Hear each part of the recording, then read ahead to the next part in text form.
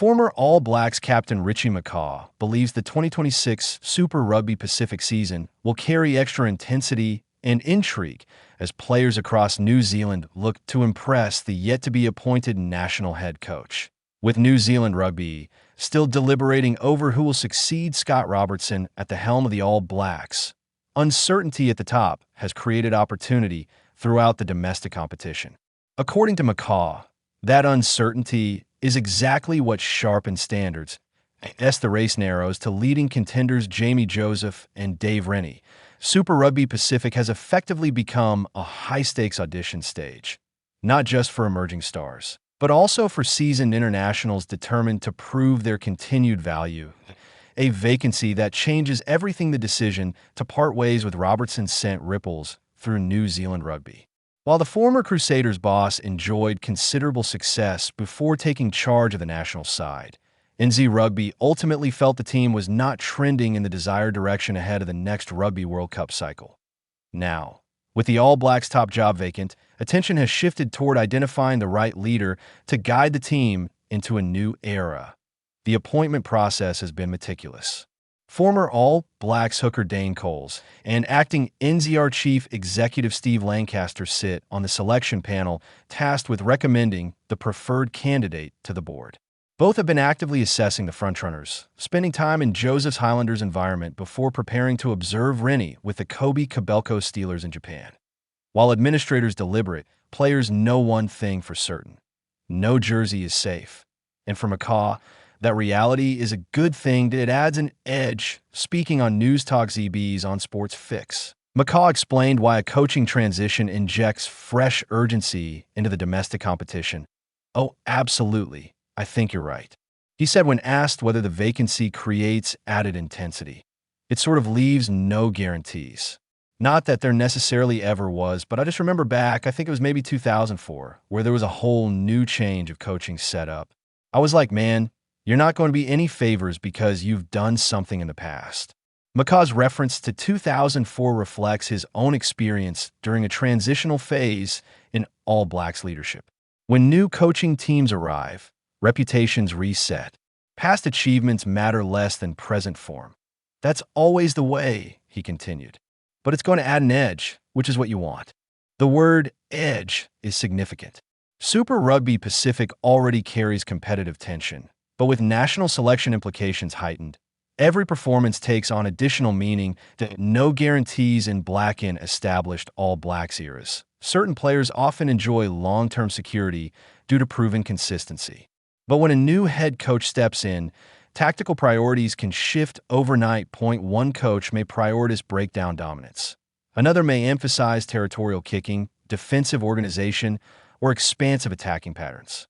Those subtle philosophical differences can dramatically alter selection dynamics. Under Joseph, for example, forward grit and defensive steel have historically been hallmarks of his teams. Rennie, meanwhile, has often leaned into tactical structure and intelligent game management. Whoever earns the nod will inevitably bring a new vision. For players, that means adaptability becomes essential. McCaw believes this competitive uncertainty elevates standards. "It leaves no guarantees," he reiterated, a reality that forces both veterans and newcomers to maintain hunger. Super Rugby, as the ultimate trial ground, Super Rugby Pacific has long served as the proving ground for All Blacks hopefuls.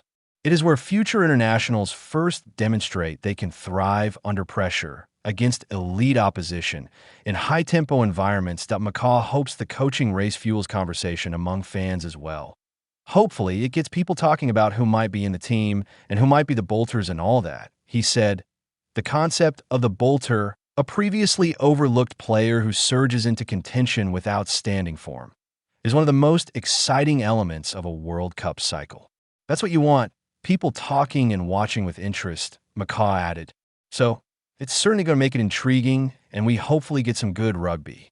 From McCaw's perspective, heightened public debate strengthens the competition's relevance.